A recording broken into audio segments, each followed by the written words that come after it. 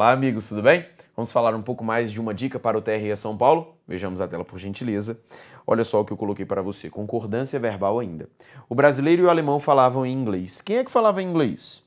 O brasileiro e o alemão. Este daqui, portanto, é o sujeito.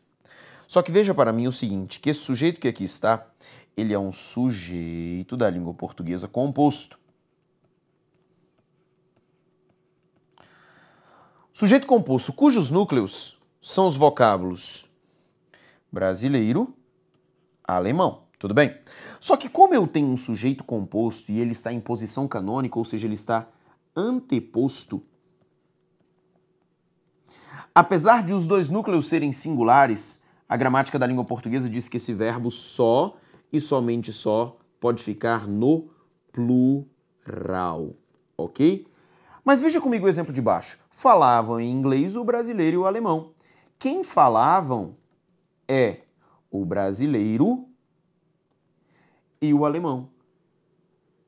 Esse daqui seria, portanto, na oração em que se insere, o sujeito, cujo núcleo é o vocábulo brasileiro e o vocábulo alemão, do mesmo jeito. Só que esse sujeito aqui é um sujeito composto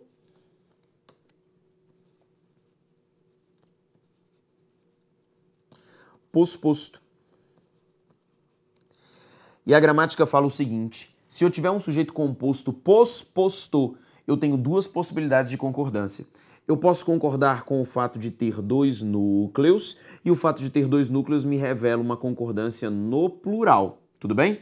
Mas se eu quiser também, eu posso fazer a concordância com o núcleo mais próximo, brasileiro. E aí poderia ser falava em inglês, o brasileiro e o alemão. Falava concordando só com o mais próximo.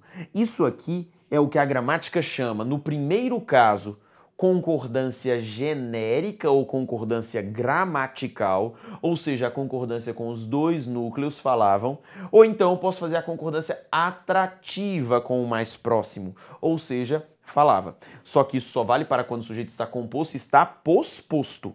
Só que atenção, veja para mim o exemplo de baixo.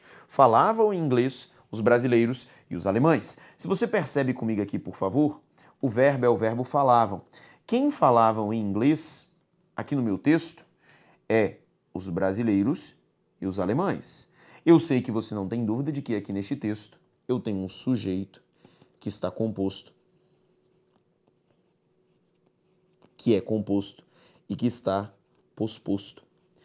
E conforme eu comentei com você, se eu tenho um sujeito composto posposto, meus amigos, a concordância pode ser feita com os dois núcleos ou só com o mais próximo. Só que se você observar para mim, por gentileza, veja que os dois núcleos são brasileiros e alemães, portanto, falavam no plural.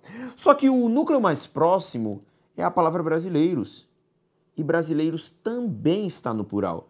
Por esse motivo, só pode ser falavam. Não seria mais um caso de concordância opcional, pois dois núcleos, plural, núcleo mais próximo, também plural. Só foi válida a dupla concordância no primeiro caso, dois núcleos, plural, o mais próximo é singular. Então tenha cuidado.